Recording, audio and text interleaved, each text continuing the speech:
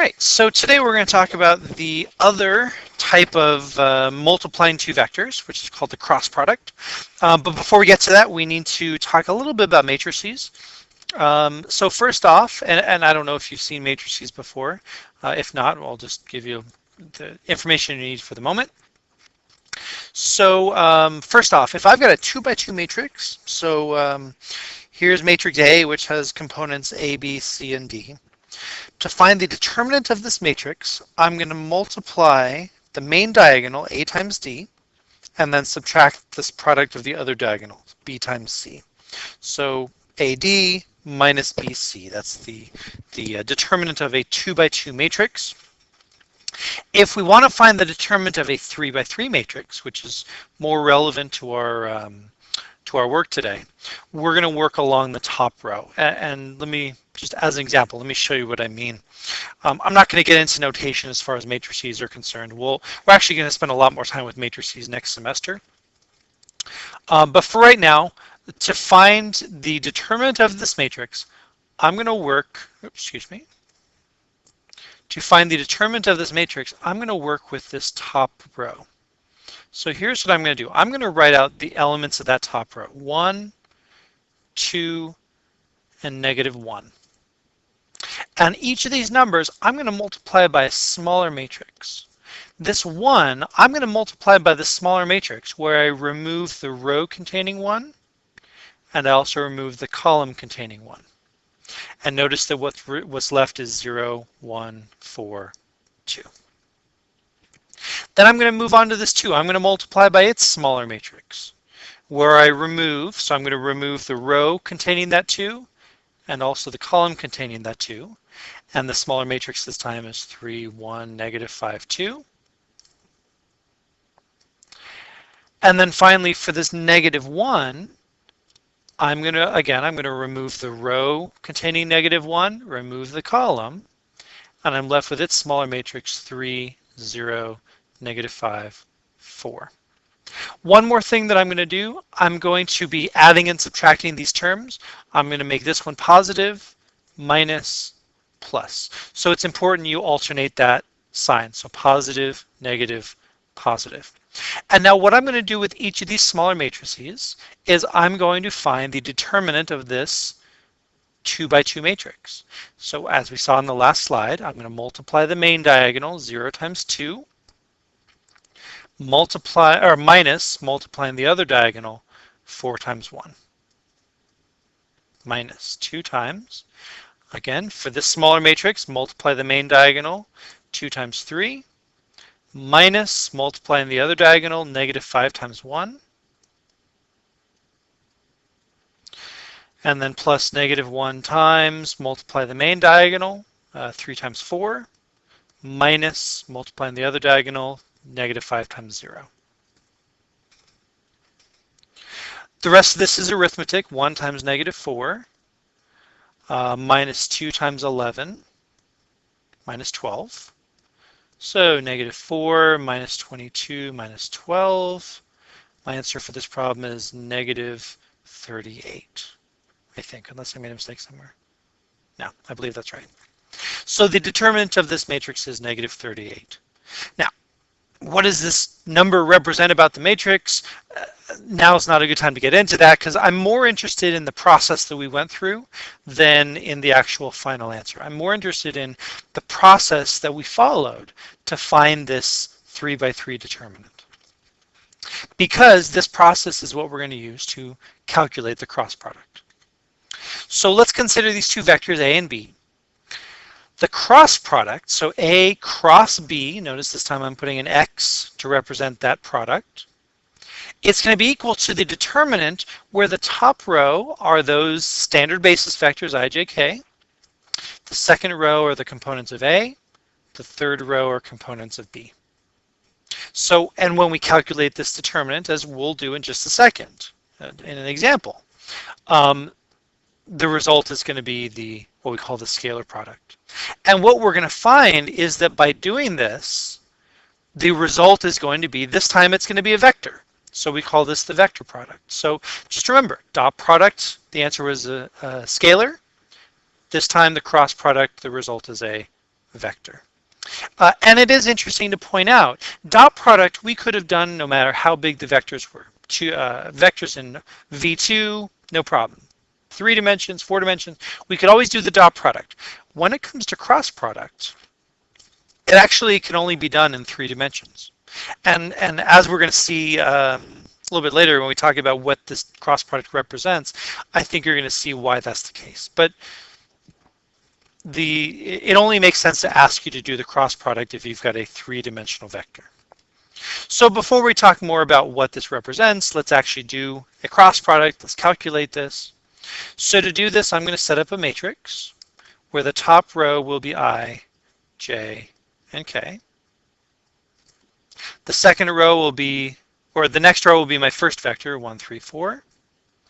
And the next row will be my other vector, 2, 7, -5. Once again, we're going to work along the top row. So the top row is I, J, and K.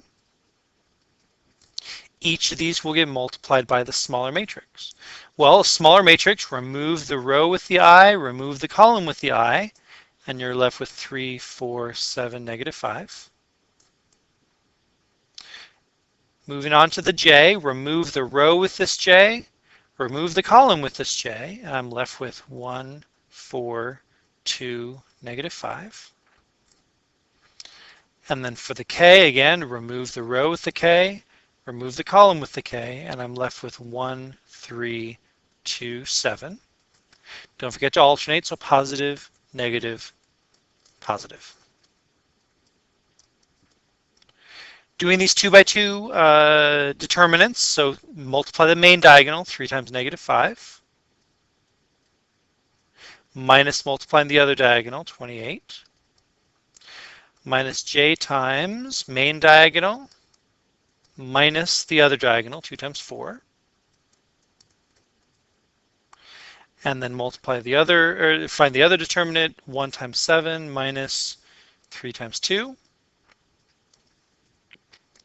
I'm left with -43i plus 13j, right? Plus because there's a negative in front, plus k.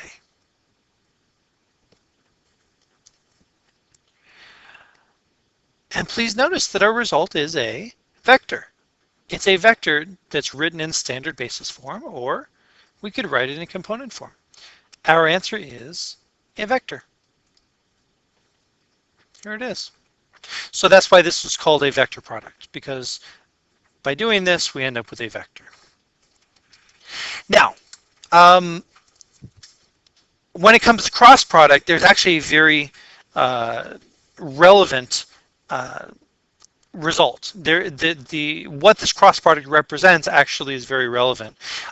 What actually happens is that when we find the cross product A cross B, the result is actually going to be orthogonal to A, and it will also be orthogonal to B. The result is going to be, it's going to form a right angle with both A and B. Now keep in mind, we're talking 3 dimensions. If I've got vector A, I mean, I can try to draw it, but here's vector A, here's vector B. That was terrible. Let's try that again. Here's vector B. Now, I drew both of these on the board. Okay, it's 2-dimensional. But we're thinking about these in 3 dimensions. The cross product is going to be sticking up out of the board. Okay, so again, we're in 3 dimensions, so it's a little hard for me to demonstrate that, but it's going to be sticking up out of the board. Or is it going back behind the board? We don't know. So, actually, we can talk about that. So that's the other thing, is that when we have 2 vectors, the orthogonal vector is going to be either coming away from the board or going behind it. There are 2 different directions we could go that are both orthogonal to A and B. So then that question becomes, which way does it go? Well, first of all, if we switch the order that we cross things, the result is the opposite vector. So if I do A cross B, if I do V cross A, they're the same vector except that they're opposites. They go in opposite directions, but the magnitude doesn't change any. And so to figure out which way A cross B goes, we're going to use the right hand. We call this the right hand orientation, where we let me draw this here. Here's vector A. Here's vector B. If we put our index fingers pointing toward A, so I'm curling my three fingers, the ring finger, middle finger, and pinky. I'm curling them into the palm of or toward the palm of my right hand. If I point my index finger in the direction of A and the other three fingers in the direction of B, whichever way my thumb is pointing, that's the direction that A cross B is going to go. Don't forget to use your right hand, because this is a right hand rule. So based on the two vectors that I've drawn, I've got my index finger pointing this way, the other three fingers pointing this way, curling them in toward my palm. So in this case, my thumb is pointing away from the board. So this would be, the cross product would be pointing out of the board, pointing away from the board. And then notice the switch in the order of the cross product reverses the orientation. Because now if I did B cross A, now B is my index finger. A is those three fingers. And now my thumb is pointing the opposite direction. So switch in the order that we do the cross product changes the direction that the cross product goes. So let's find a vector perpendicular to the plane containing these 3 points. Any 3 points we can find a vector. Any 3 points we can find a plane. We want to find a vector that's perpendicular to that plane. Well, to do that, so here's my 3 points, P, Q, and R. So by graphing these, putting these 3 points here, I'm defining the plane of the board. I want to find a vector sticking out of the board, or at least perpendicular to it. To do that, we can find 2 vectors, and their cross product will be perpendicular to those 2 vectors. So I'm just going to define these 2 vectors. It doesn't matter which 2 vectors you choose, but it looks like I've defined vector QP and vector RP. Excuse me, QR. Sorry, QR. So vector QP, so remember it's take the ending coordinate minus the beginning coordinate, so that would be 3. Ending minus the beginning would be -1, and ending minus the beginning would give me 7. So the first vector is 3, -1, 7. QR, again, ending, so R minus Q, so ending minus the beginning would be 0. -1 minus 4 is -5. And 1 minus 6 is also -5. So the vector that I'm looking for is going to be that cross product, QP cross QR. And so let's calculate that. Remember the matrix IJK, vector QP, vector QR.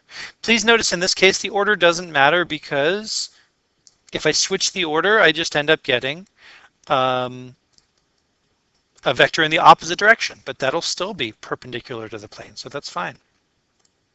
So this can be I times its smaller matrix minus J times its smaller matrix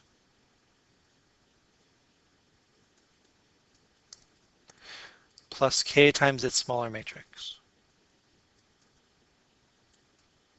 Don't forget the alternating sign, the J should be subtracted. So I get I times, let's see, 5 minus -35, so 40. 5 plus 35. You know what, let me write it out. So it's going to be 5 minus -35 minus J times -15 minus 0. Plus K times -15 minus 0. I get the vector 40, -15, -15. And one interesting thing to point out about this problem, all I care about is direction. All I care about is being perpendicular to the plane, which means that I noticed that each of these numbers can be divided by 5. I could reduce this vector. Instead of vector v, what if I did 1/5 v? I would get 8, -3, -3. This would also be a good answer. Okay, they're both fine. But again, all I'm doing is shortening the vector, finding 1/5 the length, but the direction doesn't change any, so this is a good answer.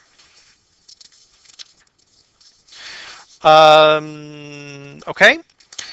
Another property about cross product is that the magnitude of the cross product is equal to the magnitude of A times the magnitude of B sine of theta, where theta is the angle between A and B.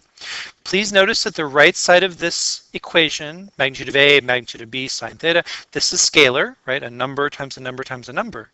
I couldn't just write A cross B here because that would be a vector. I need the magnitude of that vector, magnitude of A cross B. As a result of that, we could also say, well, what if this is 0? Well, if the angle between two vectors is 0, that means that the two vectors are parallel.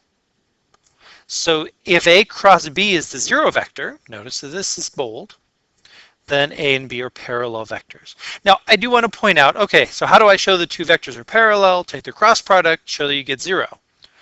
There's an easier way, though. Two vectors are parallel if one of them is some constant times the other, if one vector is a scalar times the other. So yeah, just realize this is a very nice property, but there's no good reason to use it because this is an easier way. Two vectors are parallel if one of them is a scalar times the other. Likewise, this equation is great. It finds you the angle between two vectors, but we already have a formula for that using the dot product, and the dot product is a whole lot easier to calculate. So please don't feel like you have to use this property. If I say find the angle between two vectors, feel free to use the one from last class with the dot product because it's a whole heck of a lot easier to use. Okay, another property of cross product. The magnitude of A cross B is the area of the parallelogram formed by vector A and vector B. So if I draw these two, if I have two vectors and I have them put them at the same initial point, I can create the parallelogram by just drawing another B on top, another A on the right side. The area of this parallelogram is going to be the magnitude of this cross product. Okay, so for example, let's find the area of the triangle with vertices P, Q, and R here. I do want to point out that I deliberately used the same 3 points that we had before, P, Q, and R, from the earlier example. So we've already found, let me draw the triangle here. We've already found that QP, oops, oh, whatever. We already found that QP cross QR was the vector 40, -15, -15. So we found that cross product. So the area of the parallelogram formed by those two would be the magnitude of that cross product. Square root of 40 squared plus -15 squared plus -15 squared. So if I were to let PQ, or here's another QR, here's another QP. This parallelogram would be this magnitude, but I only want the triangle, so I only want half of that area. I don't want the whole parallelogram, just half of it. And let me figure out what this is on my calculator.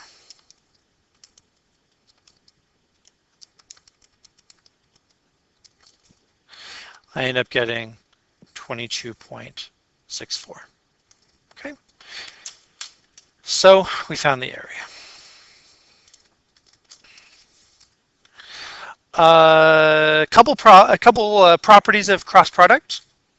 First of all, if you've got a constant, or a scalar I should say, you are allowed to bring the scalar out and just do the cross product first, or move the scalar to the other vector, it doesn't matter.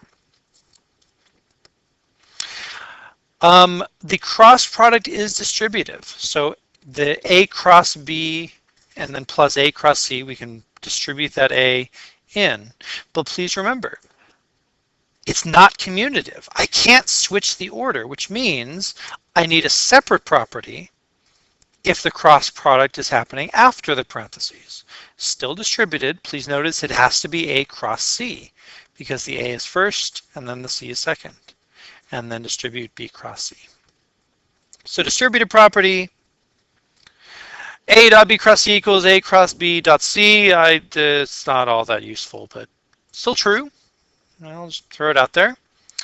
And then this one, A cross B cross C. Wow. Okay.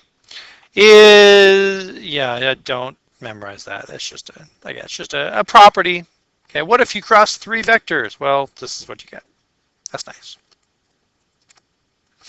Now, this property, this result that we found in Formula 4, we actually have a name for that. We call that the scalar triple product. A dot B cross C. We call that the scalar triple product. And there's actually a quicker way of doing it. Rather than computing the cross product and then taking the A dotted with that result, you could just set up this matrix where the top row is A, second row is B, third row is C. And actually the scalar triple product has an interesting result. The volume of the parallelepiped, I love that word, parallelepiped, determined by vectors A, B, and C is the magnitude of, I'm sorry, not the magnitude, the absolute value, right? This is a dot product. This is not a vector. The A dotted with this will give me a scalar. The volume is going to be the absolute value of that scalar.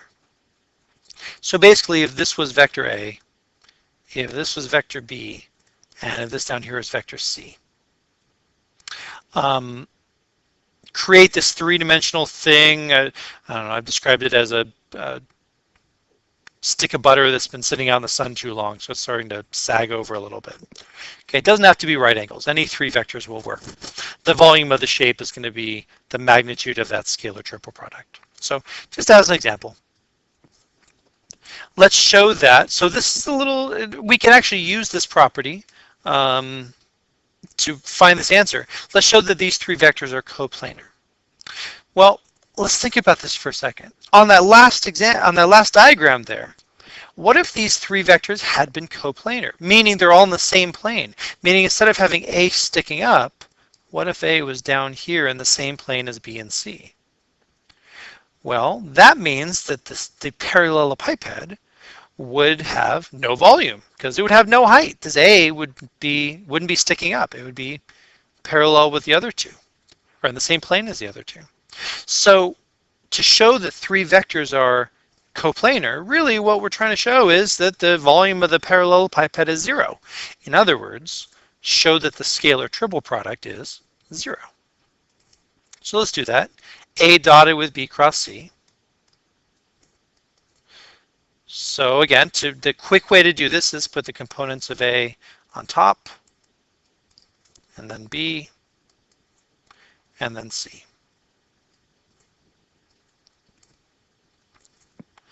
So it's going to be 1 times its smaller matrix minus 4 times its smaller matrix, right? Remove the row with 4, remove the column with 4, plus -7 times its smaller matrix, remove the row with -7, remove the column with -7, so 2, -1, 0, -9. So I'm getting 1 times -18 minus -36, right? The main diagonal minus the other diagonal, minus 4 times 36 minus 0, minus 7 times -18 minus 0. So I'm getting 18 minus 144 plus 126, which is 144 minus 144, which is 0. Now, in this case, we were asked to prove that they're coplanar, so we expected the result to be 0. If the problem had said, here are three vectors, are they coplanar? Well, Find the scalar triple product. If the result is 0, then yes, they're coplanar. If the result is not 0, then they're not coplanar. All right, so that's cross product. That is the end of the lesson. Please get started working on the homework.